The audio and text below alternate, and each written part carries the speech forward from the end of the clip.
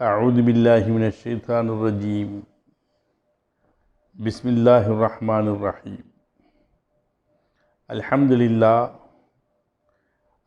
لله حمدا كثيرا طيبا مباركا والصلاة والسلام على رسوله سيدنا ونبينا ومولانا محمد صلى الله عليه وسلم وعلى آله وأصحابه أجمعين. அளவற்ற அருளாளனும் நிகரற்ற ஏற்றமிகு பேரன்பும் கொண்ட ஏக வல்லவனாம் அல்லாஹ் ஒருவனை போற்றி புகழ்ந்து ஆரம்பம் செய்கின்றோம். அண்ணலம் பெருமானார் முஹம்மது நபி ஸல்லல்லாஹு அலைஹி வஸல்லம் அவர்கள் மீதும் அவர்களை பின்பற்றியோர்கள் மீதும் அவர்கள் மீதும் அல்லாஹ்வுடைய அன்பும் அருளும் நலமும் வளமும் முழுமையாக நிறையற்றுமாக என்று பிரார்த்தித்த வண்ணம் என் உரையை துவங்குகின்றேன். அன்பின் ஜிடிஎம் நேயர்களே, ரமலான் மாதத்தினுடைய 29வது நாளுக்கு நாம் வந்துவிட்டோம். இன்ஷா அல்லாஹ் நாளை தினம் பெருநாளாக இருக்கலாம். உலகினுடைய பல பகுதிகளிலும் வாழ்கின்ற பல முஸ்லிம்களில் இந்த ஈது தினத்தை மகிழ்ச்சியோடு கொண்டாட முடியாத சூழ்நிலையில் அவர்கள் இருக்கலாம். குறிப்பிட்டு சொல்வதென்றால் Syria, Palestine, Lebanon, Libya, Somalia, Iraq, Egypt, Burma, Myanmar, Afghanistan, இது போன்ற இன்னும் சில நாடுகள். இந்த நாடுகளில் வாழக்கூடிய முஸ்லிம்களால் ஒன்று வறுமை அல்லது எதிரிகளுடைய தாக்குதலுக்கு உள்ளாகி உயிரை விழுவதிலிருந்து காத்து கொள்ள வேண்டிய சூழ்நிலை, ஆரோக்கியமற்ற நிலை, பசி, பஞ்சம், பட்டினி, நோய்கள் போன்ற காரணத்தினால் இந்த நாடுகளில் உள்ளவர்களால் சிறப்பான முறையில் இந்த வருடத்து பெருநாளை கொண்டாட முடியாத நிலையில் இருக்கலாம். ஆனால் இந்த ஈது தினத்தை உலகில் மிகவும் அமைதியான வாழ்வதற்கு ஏற்ற நாடுகளாக குறிப்பிடப்பட்ட அரபு நாடுகள் கூட இன்றைக்கு பயந்து கொண்டுதான் பெருநாளை கொண்டாடக்கூடிய நிலையில் இருக்கின்றார்கள். அல்லாஹ் எமக்கு எவ்வித பிரச்சனைகளும் இல்லாமல் இன்றைய ஈது தினத்தை மகிழ்ச்சியோடும் அமைத்து கொடுத்து குடும்பத்தோடும் சுற்றத்தாரோடும் நண்பர்களோடும் கொண்டாடுகிற நற்பெயரை தந்த அல்லாஹ் நமக்கு அருள் புரிந்திருக்கின்றான். அல்ஹம்துலில்லாஹ். இது என்னுடைய அல்லது உங்களுடைய முயற்சி கொண்டு நடந்த ஒன்றல்ல. நிச்சயமாக இது நம் அனைவருடைய மீதும் அல்லாஹ் புரிந்திருக்கக்கூடிய மாபெரும் அருட்கொடையாகும். அல்லாஹ் தன் அருள்மலையில் பதிவு செய்வான், வமா பிக்கும் மின் நிஅமத்தின் ஃபமினல்லாஹ். உங்களுக்கு வழங்கப்படுகின்ற எந்த ஒரு அருட்கொடையும் அது அல்லாஹுடைய பக்கத்திலிருந்து புறத்திலிருந்து தான் உங்களுக்கு அருளப்படுகின்றன. இதற்காக நாம் முதலில் அல்லாஹ்விற்கு நன்றி செலுத்த கடமைப்பட்டிருக்கின்றோம். அல்ஹம்துலில்லாஹ். லஇன் ஷக்கர்தும் லஅஸீதன்னக்கும் என்று அல்லாஹ் அருள்மறையில் பதிவு செய்வான். நாங்கள் நன்றி செலுத்துவோர்களாயின் அல்லாஹ் இன்னும் எங்களுக்கு அதிகப்படுத்துவான். நாம் நன்றியை எந்த முறையில் அவனுக்கு காண்பிக்க வேண்டுமோ அப்படிப்பட்ட முறையில் நாம் காண்பித்தோம் என்றால் நிச்சயமாக அல்லாஹ் நமக்கு அமைதியையும் ஆனந்தத்தையும் பொருளாதார வசதியையும் உடல் நலத்தையும் அமைதியான சூழலையும் நமக்கு ஏற்படுத்தி தருவான். அல்லாஹ் நம் அனைவருக்கும் வாழ்க்கையின் இறுதி வரை இன்னும் ஏராளமான பெருநாட்களை நமக்கு தந்து இன்றைய நாளில் தந்தது போன்ற அமைதியையும் ஆனந்தத்தையும் ஆரோக்கியத்தையும் தந்தல்வானாக. ஆமீன். பசியிலிருந்து நாம் விடுதலை அடைந்ததும் பயத்திலிருந்து விலகி நிம்மதியோடு இருப்பதும் அல்லாஹ்வுடைய மாபெரும் கருணையினால் தவிர வேறு எதுவும் இல்லை. வல்யஅபுது ரப்ப ஹாதல் பைத்தில்லதி அத்அமஹும் மின் ஜூஇன் வஆமனஹும் மின் ஹௌஃப் என்று அல்லாஹ் பதிவு செய்வான். கஅபாவுடைய அல்லாஹுவை ரப்பை நீங்கள் வணங்கி வழிபடுங்கள். அவன்தான் உங்களை பசியிலிருந்தும் விடுவித்து உங்களுக்கு உணவு தருகின்றான். பயத்திலிருந்து நம்மை காத்து உங்களுக்கு நிம்மதியை வழங்குகின்றான் என்று அல்லாஹ் பதிவு செய்வான். மனிதன் தன்னுடைய வாழ்க்கையில் அதிகம் விரும்புவது மகிழ்ச்சியைத்தான், அமைதியைத்தான். குழப்பங்களையும் கஷ்டங்களையும் பிரச்சனைகளையும் எந்த நேரத்தில் கொண்டு விடுமோ என்ற பயத்தையும் யாரும் விரும்புவதில்லை. அந்த மகிழ்ச்சியை நாம் விரும்பக்கூடியது. அந்த தருணங்கள் அமைதி பெற்றால் சில பேர்கள் தன்னுடைய நிலையையே மறந்து விடுகின்றார்கள். இன்னும் சிலர்கள் தன்னோடு வாழக்கூடிய சமூக மக்களை நிலையை அவர்கள் மறந்து விடுகின்றார்கள். இன்னும் சிலர் தன்னை படைத்த ரப்பையே இறைவனையே மறந்து விடுகின்றார்கள். இவையெல்லாம் நான் சம்பாதித்தவை, இவைகளெல்லாம் எனக்கே உரியது, நான் தான் அனுபவிக்க வேண்டும், யாருக்கும் எவ்விதமான பங்கும் இல்லை என்று தான் தோன்றித்தனமாக நினைத்து கொண்டு அவர்கள் வாழ்ந்து கொண்டிருக்கின்றார்கள். அல்லாஹ் மகிழ்ச்சி நிறைந்த இந்த நல்லாளிலே ஈகையை வெளிப்படுத்தும் விதமாக சதகத்துல் ஃபித்ர் எனும் தர்மத்தை, இனிய பெருநாள் தொழுகையையும் அழகிய வழிமுறையாக நமக்கு ஆக்கி தந்திருக்கின்றார். மற்றவர்கள் தான் சம்பாதித்த பணத்தை வேறு வழியில் மற்றவர்களுக்கு தொல்லை தரக்கூடிய, சப்தத்தை எழுப்பக்கூடிய வெடிகளாலும் வேறு பல முறைகளாலும் அவர்கள் கொண்டாடி கொண்டிருக்கக்கூடிய நேரத்திலே அல்லாஹ் மிக அழகிய வழிமுறையாக இந்த பெருநாளை நமக்கு ஆக்கி தந்து நம்மோடு வாழக்கூடிய சமூக மக்களுடைய நிலையை உணர்ந்து அவர்களுக்கும் உதவி செய்து அவர்களும் மகிழ்ச்சியோடு வாழ்வதை கொண்டாடுவதை கண்டு மகிழ வேண்டும் என்பதைத்தான் அல்லாஹ் விரும்புகின்றான். நம்முடைய குடும்பம், நம்முடைய சுற்றம், நம்முடைய நட்பு என்று மகிழ்ச்சியில் திளைத்திருக்கக்கூடிய இந்த நேரத்திலே, இந்த ஈகை திருநாளிலே சதகத்துல் ஃபித்ர் எனக்கூடிய ஈகையை வழங்கிவிட்டு அல்லாஹ்வை தொழுது அவனை பெருமைப்படுத்துவோம் இன்ஷா அல்லாஹ்.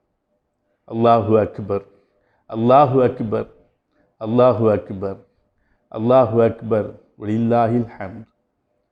இன்றைய நாளுடைய ஈகை திருநாளுடைய சிந்தனையாக இஸ்லாம் வலியுறுத்துகின்ற முக்கியமான சில விஷயங்களை நான் இங்கே பதிவு செய்ய விரும்புகின்றேன். நம்முடைய வாழ்க்கையில் நாம் சுயமரியாதையோடும் கண்ணியத்தோடும் மற்றவர்களுக்கு கொடுத்து வாழக்கூடிய கொடை வள்ளல் தன்மையோடும் வாழ்கின்ற நல்ல வாழ்க்கையை நமக்கு அல்லாஹ் ஆக்கித்தர வேண்டும். அதை போன்று நமக்கு பின்னால் வரக்கூடிய நம்முடைய சந்ததிகளையும் நாம் உருவாக்க வேண்டும். மிகச்சிறந்த சாலிகான பெற்றோருக்கான தகுதிகள் என்னவென்றால், இஸ்லாம் சொல்லக்கூடிய முக்கியமான ஒரு தகுதி, உங்களது சந்ததிகளுக்கு, வாரிசுகளுக்கு நீங்கள் நிறைவான வாழ்க்கைக்கு போதுமான அளவிற்கு சொத்துக்களையும் செல்வங்களையும் சேர்த்து வைக்க வேண்டும். இது ஒரு இஸ்லாமிய கடமை. அருள்முறையால் குர்ஆனை எடுத்து புரட்டி பாருங்கள். 15வது ஜுஸுவிலே சூரத்துல் கஹ்ஃப் அத்தியாயத்தில் கடைசி 16வது அத்தியாயத்துடைய துவக்கத்திலே 16வது ஜுஸுவுடைய துவக்கத்திலே மூசா அலைஹிஸ்ஸலாம் அவர்களும் ஹிதுர் அலைஹிஸ்ஸலாம் இருவருமாக நடத்தக்கூடிய உரையாடலை அல்லாஹ் பதிவு செய்கின்றான். அந்த பயணத்தின் ஊடாக பல்வேறு படிப்பினைகளையும் பாடங்களையும் அல்லாஹ் நமக்கு கற்றுத்தருகின்றான். எதிர்கால நம்முடைய சந்ததிகளுக்காக, அவர்களுடைய வாழ்விற்காக சொத்தையும் செல்வங்களையும் சேர்த்து வைக்க வேண்டும் என்றும் அல்லாஹ் அங்கே சுட்டி காட்டுகின்றான். ஃபன்தலகா ஹத்தா இதா அத்தயா அஹ்ல கரியத்தின் இஸ்தத்அமா அஹ்லஹா ஃபஅபவ் அன் யுضيفوهما فوجدا فيها جدارا يريد أن ينقض فأقامه என்று தொடங்கக்கூடிய அந்த தொடர் வசனத்திலே அல்லாஹ் சொல்வான், மூசா அலைஹிஸ்ஸலாம் அவர்களும் ஹிதுர் அலைஹிஸ்ஸலாம் அவர்களும் ஒரு ஊருக்கு வருவார்கள். அந்த ஊர்வாசிகளிடம் சாப்பிடுவதற்கு ஏதேனும் உணவுகள் இருக்கின்றதா என்று கேட்பார்கள். அபவ் ஐயுலகி பூகுமா, அவர்கள் உணவளிக்க அந்த இருவருக்கும் மறுத்து விடுவார்கள். அந்த நேரத்திலே ஊருடைய ஒரு பகுதியிலே, அங்கே அவர்கள் ஒதுங்கி இருக்கக்கூடிய ஒரு இடத்திலே கேட்பார் இல்லாமல் ஒரு சிதிலமடைந்து உடைந்து போகக்கூடிய நிலையில் இருக்கக்கூடிய ஒரு வீட்டுடைய சுவரை அவர்கள் பார்ப்பார்கள். உடனே ஹிதுர் அலைஹிஸ்ஸலாம் அவர்கள் மூசா அலைஹிஸ்ஸலாம் அவர்களை துணைக்கு அழைத்து கொண்டு அந்த வீட்டுடைய சுவரை சரி செய்யக்கூடிய நேரத்திலே மூசா அலைஹிஸ்ஸலாம் அவர்கள் சொல்வார்கள், சாப்பிடுவதற்கு உணவு தர மறுத்த இந்த ஊரிலே இடைந்து போகக்கூடிய அந்த சுவரை நாம் ஏன் சரிவண்ணி தர வேண்டும்? நாம் செய்த இந்த செயலுக்காக கொஞ்சமாவது பணத்தை கூலியாக கேட்டிருக்கலாமே என்று ஹிதுர் அலைஹிஸ்ஸலாம் அவரிடம் கேட்கின்றார்கள். பயணத்தில் அடுத்தடுத்து சில விஷயங்கள் நடக்கின்றன. அத்தனையையும் பொறுமை இல்லாமல் கேள்வி கேட்ட மூசா அலைஹிஸ்ஸலாம் அவர்களுக்கு கடைசியாக ஹிதுர் அலைஹிஸ்ஸலாம் அவர்கள் ஒவ்வொன்றாக பதில் சொல்லிக்கொண்டே வருவார்கள். அப்படி இந்த செயலுக்கு அவர்கள் விளக்கம் அளிக்கும் பொழுது, அம்மல் ஜிதாரு ஃபக்கான குலாமைனி யதீமைனி ஃபில் மதீனத்தி வக்கான தஹ்தஹு கன்சுல்லஹுமா வக்கான அபூஹுமா சாலிஹா என்று அவர்கள் சொல்வார்கள். நாம் செப்பனிட்டு சரி செய்து கொடுத்த இந்த சுவர் இருக்கின்றதல்லவா, இதன் கீழே காலஞ்சென்ற சாலிஹான ஒரு பெற்றோர்கள் தங்களின் பிள்ளைகளுக்காக சேர்த்து வைத்த செல்வத்தை புதைத்து வைத்திருக்கின்றார்கள். உன்னுடைய இறைவனான அல்லாஹ் அவனுடைய அருளை கொண்டு அந்த இரு பிள்ளைகளும் பருவ வயதை அடைந்தது பின்னர் அவர்களுடைய கரங்களில் கொண்டு சேர்ப்பதற்கு அவன் நாடினான். இதற்காகத்தான் நானும் அவனுடைய உத்தரவுக்கு இணங்க இவ்வாறு செய்தேன். உன்னால் இந்த விஷயத்தில் பொறுமையாக இருக்க முடியாமல் போய்விட்டதே என்று விளக்கம் தருவார்கள். இங்கே நாம் புரிந்து கொள்ள வேண்டியது, அல்லாஹ் தங்களின் வாரிசுகளுக்காக சந்ததிகளுக்காக செல்வத்தை சேர்த்து வைத்த பெற்றோர்களை அடையாளப்படுத்தும் போது வகான அபூஹுமா சாலிஹா, அந்த இரு பிள்ளைகளுடைய பெற்றோர்கள் சாலிஹீன்களாக இருந்தார்கள் என்கின்றார். ஒரு மனிதர் பெருமானா ஸல்லல்லாஹு அலைஹி வஸல்லம் அவருடைய அவைக்கு வருகின்றார். அவர் பெருமானார் இடத்தில் கேட்கின்றார், யா ரசூலல்லாஹ், அல்லாஹ்வின் தூதரை, இரு தந்தையர்கள் இருக்கின்றார்கள். ஒருவர் மார்க்க விழுமியங்களோடு வாழ்கின்றார். அதோடு தன்னுடைய சந்ததியினர்களுக்கும் விசாலமான பொருளாதாரத்தையும் அவர் ஏற்படுத்தி செல்கின்றார். இன்னொருவர் மார்க்க முறையில் அவர் வாழ்ந்து வருகின்றார். ஆனால் தமது சந்ததியினருக்கு தேவையான அளவுக்கு பொருளாதார வசதியை அவர் ஏற்படுத்தாமல் சென்று விடுகின்றார்.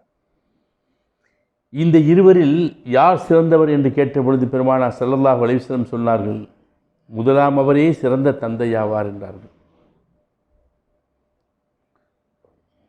சஅத் இப்னு அபி வக்காஸ் ரலியல்லாஹு தஆலா அன்ஹு சொல்கின்றார்கள், இறுதி ஹஜ்ஜின் போது கடுமையான நோயினால் நான் பாதிக்கப்பட்டிருந்தேன். பெருமானார் ஸல்லல்லாஹு அலைஹி வஸல்லம் அவர்கள் அடிக்கடி என்னை வந்து சந்தித்து கொண்டிருந்தார்கள், என்னை வந்து பார்ப்பார்கள். ஒரு நாள் பெருமானார் ஸல்லல்லாஹு அலைஹி வஸல்லம் அவரிடத்தில் நான் சொன்னேன், நான் நல்ல செல்வந்தனாக வசதியுள்ளவனாக இருக்கின்றேன். எனக்கு ஒரே ஒரு மகள் தான் இருக்கின்றாள், வேறு யாரும் வாரிசுகள் இல்லை. ஆகவே என்னுடைய பொருளில், என்னுடைய சொத்தில் 2/3 பங்கை நான் அல்லாஹ்விற்காக தானம் செய்துவிடட்டுமா, தர்மம் செய்துவிடட்டுமா என கேட்கின்றார்கள். அதற்கு பெருமானார் ஸல்லல்லாஹு அலைஹி வஸல்லம் சொன்னார்கள், வேண்டாம், செய்யாதே. மீண்டும் அவர்கள் கேட்கின்றார்கள், அப்படியானால் பாதியை கொடுத்து விடட்டுமா? அதற்கும் ஸல்லல்லாஹு அலைஹி வஸல்லம் அவர்கள் வேண்டாம் என்று சொன்னார்கள். வேண்டுமென்றால் நீ விரும்பினால் 1/3 பங்கை மட்டும் நீ தர்மம் செய்துவிடு, அதுவும் அதிகம்தான் என்று சொன்னார்கள். ஏனென்றால் உம்முடைய வாரிசுகள் மக்களிடம் கையேந்தக்கூடிய ஏழைகளாக விட்டு செல்வதை விட மக்களிடம், பிறரிடம்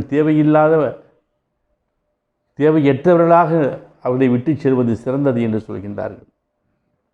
நம்முடைய சந்ததிகளை வாழ்க்கையில் எந்த சந்தர்ப்பத்திலும் எவரிடத்திலும் கையேந்துகின்ற சூழ்நிலையில் நாம் விட்டுச் செல்வதில் தவிர்த்து கொள்ள வேண்டும். வாழ்க்கைக்கு தேவையான சொத்துக்களை சேர்க்க வேண்டும். அதே நேரத்தில் தன்னிறைவானவர்களாக வாழ்வதற்கும் அவர்களுக்கு வழி செய்து கொடுக்க வேண்டும். அல்லாஹ் தந்த செல்வங்களை கொண்டு மன நிறைவோடு வாழ பழகிக்கொள்ள வேண்டும். எந்த தருணத்திலும் யாரிடத்திலும் கையேந்தாமல் வாழ பழகிக்கொள்ள வேண்டும். அல்லாஹ் இந்த உலகத்தை ஏற்றத்தாழ்வோடு தான் மனித சமுதாயத்தை படைத்திருக்கின்றான். சிலரை அல்லாஹ் சொத்தும் செல்வத்தோடும் வீடு வாசல்களோடும் தேவைக்கு அதிகமான வாகனங்களோடும் பொருளாதாரத்தோடும் வளமாக வாழ்வதற்கான வாய்ப்பை அவன் தந்திருக்கின்றான். இன்னும் சிலரை அல்லாஹ் கஷ்டத்திலும் சிரமத்திலும் ஏழ்மையோடும் அடுத்த வேளை சாப்பிடுவதற்கு ஒன்றும் இல்லாத நிலையிலும் வறுமையோடு வாழ வைத்திருக்கின்றான். அதை அல்லாஹ்வே பதிவு செய்கின்றான். வல்லாஹு ஃபல்லல பஅதுக்கும் அலா பஅதின். அல்லாஹ் உங்களில் சிலரை விட செல்வத்தில் மேம்படுத்தி வைத்திருக்கின்றான். அல்லாஹ் தான் நாடியவர்களுக்கு அவன் வழங்குகின்றான், நாடியவர்களுக்கு அவன் இறுக்கி பிடிக்கின்றான். உலக வாழ்க்கையில் நீங்கள் மூழ்கி விடாமல், அதை கொண்டே நீங்கள் மன நிறைவு அடைந்து விடாமல், மறுமையை நீங்கள் பார்க்கின்றால் இவ்வுலகத்தை விட மிக சிறந்தது, இதைவிட இந்த உலக வாழ்க்கை மிக அற்பமான இன்பம்தான் என்பதை உணர்ந்து கொள்ளுங்கள் என்பதையும் அல்லாஹ் சொல்கின்றான். ஏன் இவ்வளவு நீண்ட ஒரு உரையை நான் இங்கே சொல்கின்றேன் என்றால், பெருநாள் அன்று கூட உணவு இல்லாமல் பசியோடு இருக்கக்கூடிய எத்தனை பேரை நாம் பார்த்து கொண்டிருக்கின்றோம். புதிய ஆடைகள் அணிய முடியாமல், அவர்களிடத்தில் பொருளாதார வசதி இல்லாமல், சிலர் மற்றவரிடம் கேட்பதற்கு கூட தயங்கக்கூடியவர்களாக சிலர் இருக்கின்றார்கள். சிலருடைய வாழ்க்கையை பார்த்தால் வெளியில் பார்ப்பதற்கு மிகவும் மகிழ்ச்சியோடும் சந்தோஷத்தோடும் பொருளாதார வசதியோடும் இருப்பதைப் போல ஒரு தோற்றத்தை தருவார்கள். அவர்கள் மற்றவர்களிடத்தில் சென்று கையேந்த மாட்டார்கள். அப்படிப்பட்டவர்களை பார்த்தாலே தெரியும். உதாரணங்கள் நிறைய இருக்கின்றன. ஹஸரத் அபூ ஹுரைரா ரலியல்லாஹு தஆலா அன்ஹு அவருடைய காலம் தொட்டு இன்று வரைக்கும் எத்தனை பேர்கள் கையேந்தாத நிலையில் வாழ்ந்து கொண்டிருப்பதை பார்க்கின்றோம். அபூ ஹுரைரா ரலியல்லாஹு அன்ஹு அவரிடத்திலே திண்ணை தோழர்கள் என்று சொல்லக்கூடிய அஸ்ஹாபு சுஃபாவில் ஒருவர். அவர்கள் அங்கே இருக்கக்கூடிய யாருக்கும் எந்த விதமான சாப்பாடு, அடுத்த வேளை உணவுக்கு எந்த விதமான உத்தரவாதமும் இல்லை. அப்படிப்பட்ட நிலையிலே அவர்கள் சில சமயம் சில போது கற்கடை வயிற்றில் கட்டிக்கொண்டு அவர்கள் கிடப்பார்கள். சில சமயம் வயிற்றை குப்புறப்படுத்தி கொண்டு வயிற்றை அந்த தரையில் வைத்து அமுக்கிக் கொண்டு அவர்கள் பசியை தாங்கிக் கொண்டிருப்பார்கள். ஒரு நாள் அவர்கள் பல நாட்களாக சாப்பிட முடியாமல், சாப்பிட கிடைக்காமல் வாசலை வெளியே அமர்ந்து ஹஸரத் அபூபக்கர் சித்திக் ரலியல்லாஹு அன்ஹு அவர்கள் வருகின்றார்கள். சலாம் சொல்லி ஒரு வசனத்தை, குர்ஆனுடைய வசனத்தை சொல்லி அதற்கு விளக்கம் கேட்கின்றார்கள். அவர்கள் விளக்கத்தை சொல்லிவிட்டு போய்விடுகின்றார்கள். அடுத்து வரக்கூடிய உமர் ரலியல்லாஹு அன்ஹு அவரிடத்தில் கேட்கின்றார்கள். அவர்களும் அந்த வசனத்திற்கு விளக்கத்தை சொல்லிவிட்டு போய்விடுகின்றார்கள். அடுத்த வேளை நீ சாப்பிட்டீர்களா என்று யாராவது கேட்க மாட்டார்களா என்ற ஒரு காரணத்திற்காகத்தான் அவர்கள் பேச்சு கொடுத்து அந்த வசனத்தை கேட்கின்றார்களே தவிர அவருடைய பசியை போக்குவதற்கான வழியை அவர்கள் அதன் மூலமாக தேடுகின்றார்கள். கடைசியாக ஸல்லல்லாஹு அலைஹி வஸல்லம் அவருடைய வீட்டிற்கு போய் அங்கே அவர்கள் பெருமானாருக்கு வந்த அன்பளிப்புகள் கிடைத்த ஒரு பாலை குடிப்பதாக அந்த ஹதீஸ், ஒரு நீண்ட ஒரு ஹதீஸ். இது எதற்காக நாம் இங்கே சொல்ல வேண்டும்? சிலவர்கள் கேட்பதற்கு அஞ்சுவார்கள், பயப்படுவார்கள், வெட்கப்படுவார்கள். அப்படிப்பட்டவர்களை பார்த்தால், தெரிந்தால் தயவுசெய்து அவர்களுக்கு இதையும் கொடுத்து உதவி செய்யுங்கள். இன்றைய நாளிலே நமது உறவுகள் எத்தனையோ பேர்கள் வசதி இல்லாமல் இருக்கின்றார்கள், அவர்களுக்கு கொடுத்து உதவி செய்யுங்கள். நமது பக்கத்து வீட்டுக்காரன்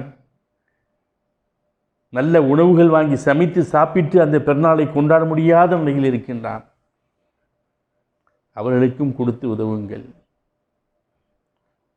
குலு வஷ்ரபு வலா துஸ்ரிஃபு, சாப்பிடுங்க, குடிங்க, வீண் விரயம் செய்யாதீர்கள் என்று அல்லாஹ் சொல்கின்றான். இந்த நல்ல நாளிலே நம்மிடம் இருப்பதை மற்றவர்களுக்கு பகிர்ந்து கொடுத்து அவர்களுடைய மகிழ்ச்சியை நாமும் கண்டு களித்து அந்த மகிழ்ச்சியில் அல்லாஹ் மகிழ்ச்சி அடைவதை பார்த்து அல்லாஹ் நம் கொடுத்ததை விட மிகவும் அதிகமாக வாரி வழங்குவதற்கு நாம் அல்லாஹ்விடத்தில் துஆ செய்ய வேண்டும். நம்முடைய சந்ததிகளையும் தான தர்மங்கள் கொடுக்கக்கூடியவர்களாக ஆக்கி வைக்க வேண்டும். யாரும் யாரிடத்திலும் கையேந்தக்கூடாது. மேலே பார்க்கக்கூடிய கையை விட கீழே பார்க்கக்கூடிய கை மிக சிறந்த கை என்று பெருமானார் ஸல்லல்லாஹு அலைஹி வஸல்லம் சொல்வார்கள். ஏராளமான உதாரணங்களும் சரித்திரங்களும் சம்பவங்களும் நமக்கு இருக்கின்றன. நேரத்தின் அருமை கருதி பெருநாள் வாழ்த்துக்கள் கூறி நான் முடிவுக்கு வருகின்றேன். அன்பானவர்களே, இந்த வாய்ப்பு ஒரு மாதம் நமக்கு கிடைத்தது அல்லாஹ் நமக்கு தந்த அருட்கொடை. இந்த பெருநாள் கொண்டாடுவதற்கான வாய்ப்பு கிடைத்ததும் அல்லாஹுடைய அருட்கொடை.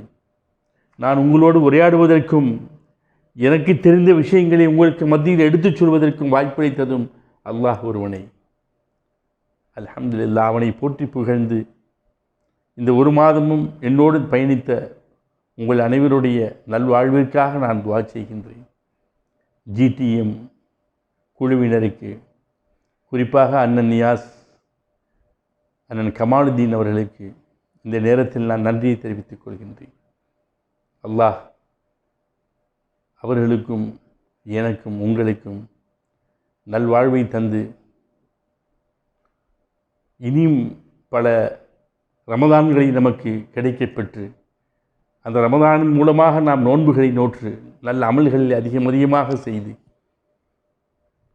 பெருநாள் கொண்டாடக்கூடிய பாக்கியத்தை தந்து வாரி வழங்கக்கூடிய வல்லல்களாக ஆக்கி வைத்து சீரும் சிறப்போடும் அல்லாஹ் நம்மை வாழ வைப்பானாக என்று பிரார்த்தனை செய்து விடைபெறுகின்றேன். வாஹிர் தாவானா அனில் ஹம்துலில்லாஹி ரப்பில் ஆலமீன். அஸ்ஸலாமு அலைக்கும் வரஹ்மத்துல்லாஹி தஆலா வபரகாத்துஹு. உங்கள் அனைவருக்கும் எங்களது ஜிடிஎம் குழுவினர் சார்பாக ஈத் முபாரக் பெருநாள் வாழ்த்துக்களை நாங்கள் தெரிவித்துக் கொள்கின்றோம். சலாமத் ஹரிராயா மஆஃப் ஸாஹிர் தன் பாத்தின். அஸ்ஸலாமு அலைக்கும் வரஹ்மத்துல்லாஹி வபரகாத்துஹு.